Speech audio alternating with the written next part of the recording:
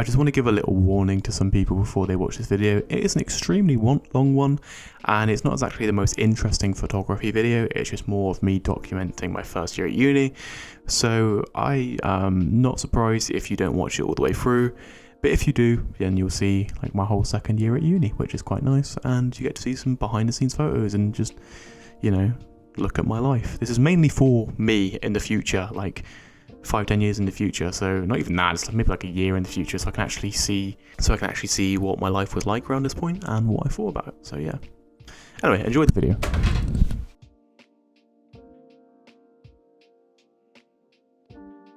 Last year I made a video called My First Year at University. This video was basically just me talking about my first year, and I decided I'm going to do it again, and most likely again next year as well. However, this time I'm going to do it a bit different. I'm not going to just, you know, put videos and photos up and just have subtitles.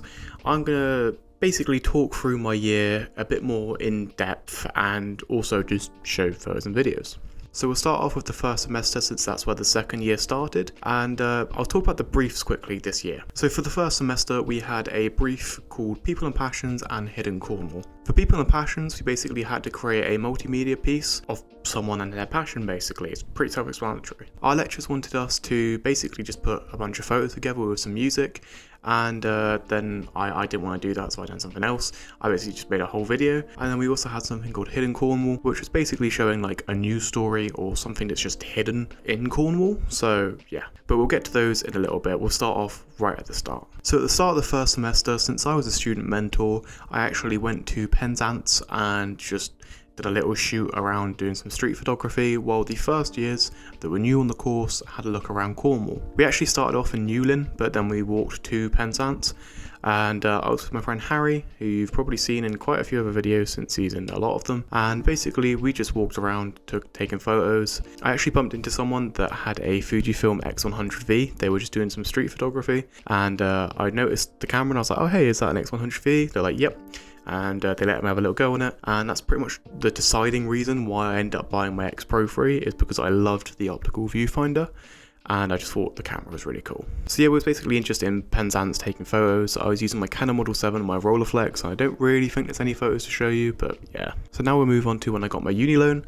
I ended up buying the X Pro 3 and just taking loads of photos of it and made a few videos, and it sort of made me want to make some more YouTube videos, since I made some at the start of the first year and then just didn't for a very long time until that second year at university video. And basically, yeah, that's where the story starts, and me making YouTube videos quite regularly. So yeah, I got this camera, and because I was inspired to make YouTube videos, I ended up trying to make some videos, and a lot of them actually did go wrong. I tried to do an autumnal one, that didn't work, and I tried to do a few others, and they just didn't work out. I just didn't know what to do with them, but I ended up making my video called The Pros and Cons of the X Pro 3. This video ended up getting quite a bit of traction for my size channel, and it ended up getting 1,000 views in about a month, so that was pretty crazy for me. But anyway, let's talk about my projects. For the first project, People and Passions, I ended up doing it with my old college teacher, Simon Colgan. He shoots a lot of wet plate collodion large format photography, and I thought he was the perfect person to do it on. I ended up shooting the video and taking some photos of him, and I got one of my favourite photos, if not my favourite photo of all time, of him holding his camera in the middle of the lane near his house. It's just very like Alex Soph style, and yeah, I just really like it. I also ended up actually uploading this to YouTube, and it is currently my second most viewed video. Anyway, to move on to my Hidden Cornwall, I got in contact with someone that's from around my area who is sort of like a mini celebrity. He's called Steve Heller. He makes a lot of parody songs and he does a lot of comedy, and he actually went on the X Factor, and basically I was like, this guy is perfect. Not many people actually know him on my course since they're not from around Cornwall. I don't think my lecturers even knew him, but like around my town and like a few other surrounding towns, everyone knows him. It's quite funny, because you just see him walking down the street and people ask him for photos. And that's actually what happened when I met up with him and done my interview. So yeah, I done my interview, and then I took some photos of him out in the streets, and we had some like teenagers run up to us and be like, oh my god, are you Steve Heller? Can I get a photo? And it was really weird. It was very fun doing that video. So after I got those handed in, it was almost the end of the year, and basically from when I finished that video, which was like November-ish time, until December-ish, I didn't really do much. I just mainly sat around playing games, taking photos and making videos. So confused what's happening. I just checked my YouTube studio and my latest video that I uploaded like a week and a half, almost 2 weeks ago, has got like 1,500 views. Why? Like, it's not even that good of a video. Like, there's some people commenting nice. It's got quite a few likes and it's got 1,500 views. What the f is going on? And then my 2 other videos are like on 900 and something, and the other one's on like 1.4 or 1.3. What? And then around middle of December, I actually bought a Pentax 6.7. It was a camera that I've been interested in for a while, and I watched a video by Carl McDougall and I knew I wanted it straight away. It was a camera that like created the ideal look that I wanted, and I just knew it was just something that I needed in my life, so I sold my Rolleiflex and I ended up buying one. I ended up making a few videos about this, which was very fun, and yeah, like it just, you know, YouTube grind keeps on going. Oh, and then also in December, a few of my mates actually ended up discovering this really nice restaurant, which we have now been to many times, called Robo. It's an Asian bar and canteen place, and basically it just does a lot of nice food. I really recommend going to it if you are ever in Falmouth. Starting off the second semester, we just got our uni loans and we was wanting to just go places, so me, Jen and Harry ended up travelling quite a bit around to a few different places like Plymouth, Exeter, Dartmoor,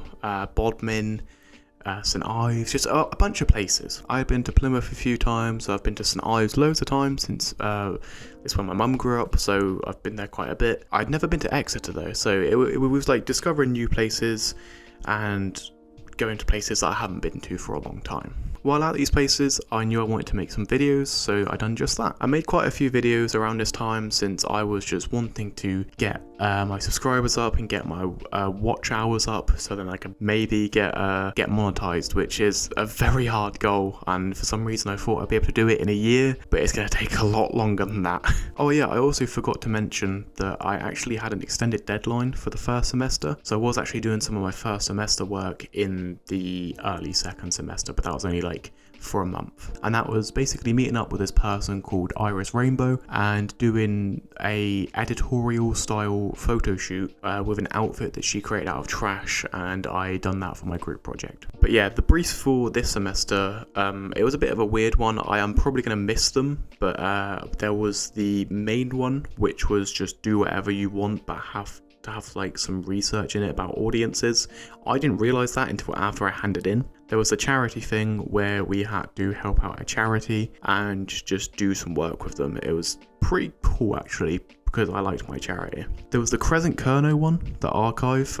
We actually got to see some photos and stuff like that, like from this photographer called George Ellis, and his photos had been stored away for decades and no one has actually seen them apart from like him and like probably a few of his close friends and stuff like that. No one's really seen his photos, and he's got over 100,000 glass plates that are ready to be scanned, and that's what they're currently doing at Crescent Kerno. But we got to go in the vaults and do all that stuff. And there was another one, but I for the life of me, I can't remember what it was. Oh, it was Falmouth News Network. I didn't end up doing that until right at the end because I didn't realise it was mandatory, and I didn't realise it was actually a part of what we get graded on, so I was very late to that. But we'll start off with Crescent Kerno since it was the first one that we done. Basically, we had to make some sort of pitch.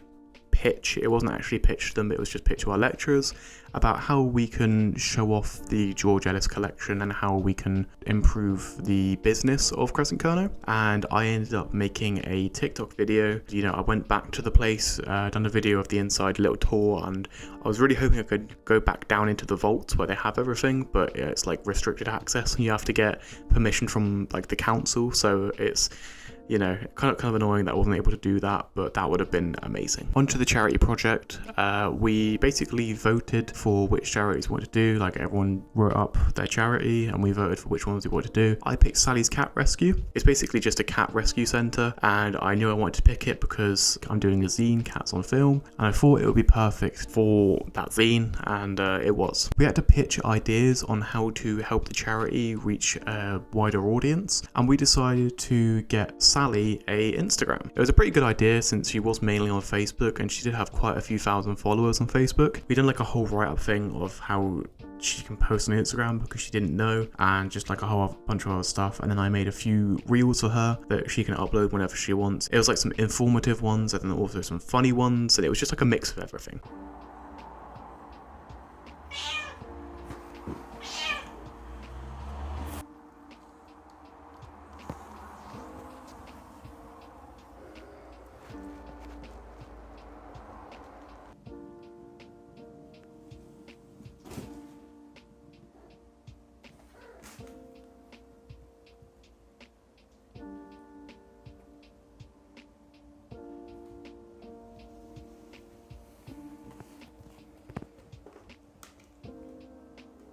That was a fun one to do. I got to sit around with a bunch of kittens quite a lot, but it was also quite sad because some of them were like about to pass away, and it wasn't the nicest stories as well. Like some of them were just like abused, and some of them were left to just fend for themselves as kittens, and then someone's rescued them and given them to Sally. But doing this actually also perfectly tied in with my main project. My main project was actually my Cats on Film zine. I ended up making it and just doing like a little test copy for my lecturers. And like I said before, I didn't know that we needed to do an audience bit of research for this, so I basically just made the zine and was like, yeah, the audience is people that like cats and photographers. I don't know. It was pretty stupid for me to do that, but you know, it is what it is. Hopefully I pass. I should pass. While doing this, I was also testing out cameras like the Fuji TX2, going to places, just doing a whole bunch of other stuff as well. Oh yeah, we also had a thing that we needed to do for work experience, which was really fun since I got in contact with my old lecturer again, Simon, at college, and I asked if I could do some work experience there. He said yes, and I ended up going there and making a presentation, helping out students with their ideas, with their projects, done like a lighting setup thing, ended up doing some technician stuff with the new technician there. Yeah, just a whole bunch of fun stuff. Yeah, one thing that I really enjoy from doing that is taking apart lenses. The technician there, Dave, he ended up showing me how to take apart lenses, fix them, and clean them, and he told me everything that I needed, and I ended up buying it. I ended up buying everything that I need to take apart lenses and clean them, and all the stuff is actually up there in that little box there. So yeah, that's got everything that I need to pretty much just restore lenses, and I've done so. I ended up restoring 2 lenses, and I ended up breaking 2 as well because I wasn't sure how to do it properly, and but you know, it's just trial and error, and I didn't really care about the lenses that I broke. I never used them, but I'm glad I managed to take apart and clean my 135 f2.8 Yashica lens, since I now have an adapter and can use it on my GFX. But yeah, that ties in perfectly into my GFX. Once again, I watched a video by Carl McDougall. It was about the Fujifilm GFX and a lens called the Miticon 65mm 1.4. Since I had my Pentax 6.7 and I had the 105 2.4, I grown to love the look, and I just, you know, it was just my favourite look I've ever got out of a camera. But I knew film was getting way too expensive for what I can afford, so I needed a digital alternative. I looked around and there wasn't anything else to get, so I decided to settle with the GFX and the Miticon, even though it was a very big purchase, but in my eyes it's an investment since I'm not really going to need another camera since it creates the exact look that I want. But yeah, I bought this, and I also bought some adapters so I can use some other lenses on them, which is quite cool. A really random thing that happened when me and Jen were heading back from mine to go to her accommodation is we hit a deer, and her car now has a massive dent in the bonnet. So yeah, I don't know why I'm telling you this, I just thought it was a funny thing. The second semester is pretty much over, but there is one thing that I do want to talk about, and that is when I done my essay. We could pick any subject to write an essay about, and I decided to do the film photography community and how finding your community can help you with your mental health and just a bunch of other stuff. And with this essay, I decided to ask a few people I know and got their opinions on it, and I included those in the essay. But then I decided to reach out to a few other like big photographers such as Carl McDougall, Matt Day, Bray Hunziker, Negative Feedback or George Munsey. There was a few others as well, and I also reached out to Analog Wonderland. I got a response from most of them, and they either said they didn't really know what to say, so they're not going to do it, or they're busy, or they just don't want to do it. And there were 2 people that replied and said they could do it, and I could not be more happy with those 2 people since absolutely love their videos, and I love their photos, I just love everything they do. And those two people are Carl McDougall and Bray Hunziker. So yeah, after pretty much influencing me to buy a Pentax 6.7 and then buy a GFX, Carl McDougall responded and just gave me like the best response I could have asked for doing my essay. His response to the questions that I asked really helped me put everything into perspective, and it just improved my essay tenfold. And then also Bray Hunziker, his response as well, like especially to one of the questions, was like amazing. It was exactly what I was looking for, and yeah, like basically my essay, I'm actually proud of an essay, which is really weird for me to say since I hate writing, but I enjoyed doing that essay because I've got the input of photographers that I really enjoy. So yeah, thank you Carl, and thank you Bray if for whatever reason you are watching this, but I appreciate it, thank you guys. And then just after this, Carl McDougall ended up actually following me, which is really cool. Like that's really nice because he is probably my favourite photographer right now, and getting him to help me with my essay and also start following me on Instagram, amazing. So yeah, that brings us to the end of the second semester. And since we're at the end of the second semester, we are now at Press Awards. Press Awards is an award show that my course does, and basically it just gets all 3 years. You can submit your work and, you know, just do a whole bunch of cool stuff and get awards and get drunk and have a nice time. I didn't really get any footage of Press Awards. I think I got like 1 or 2 videos because I was absolutely slaughtered. We ended up going to Jack's house for pre-drinks, and then I ended up drinking quite a bit there, and I drinking on the way to go to Press Awards, and then I was drinking a lot of Press Awards. I was just extremely drunk and just waved. But I did get a lot of photos. I used my Olympus Mu 1, and I pretty much done the same thing this year that I did last year, and just took a shitload of photos. I really enjoyed the photos I had last year, so it was pretty much just a no-brainer to do it again, and I'm most likely going to do it next year since I could probably look back on these photos in like 10-20 years and they would be some of the best memories of my life, since your like uni days are meant to be like the best period of your life, so you know, hopefully that's not true. But yeah, Press Awards was great. I sadly didn't end up winning anything, but looking at what actually won and the runners up and the honourable mentions, I'm not surprised. While yes, I can take pretty good portraits and, you know, just get nice colours in my photos, realistically I am doing the same photo over and over again, and it's just not anything that interesting. So I really do need to like improve on that. I've pretty much got in the trap because I like the way the Pentax 6.7 looked, and now I'm just rinsing and repeating that look, which is quite bad. Also, I'm going to thank everyone that put photos in the Press Ed group chat because I am stealing your photos and putting them in this video, so thank you to everyone who who put photos in the group chat because they're now here.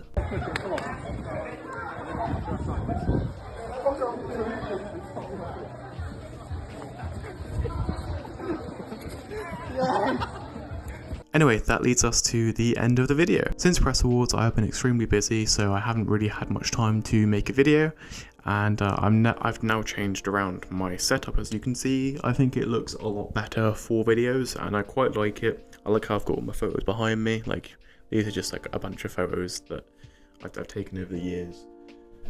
But yeah, I've also got like my lava lamp here, got some fairy lights, you know, just got a nice setup for once in my life, and I'm pretty proud of it. But I just now need to get a new chair. I'm currently using Jen's chair because it's a lot more comfy, and mine is very creaky and horrible, so I think I might buy one of these chairs actually. They're really comfy and they're very cheap. Anyway, that's going to be the end of this video. I hope you've enjoyed. I will see you in the next one, and I'll probably see you in the next one of these if you've actually made it this far. I won't be surprised if you hadn't. So yeah, bye bye.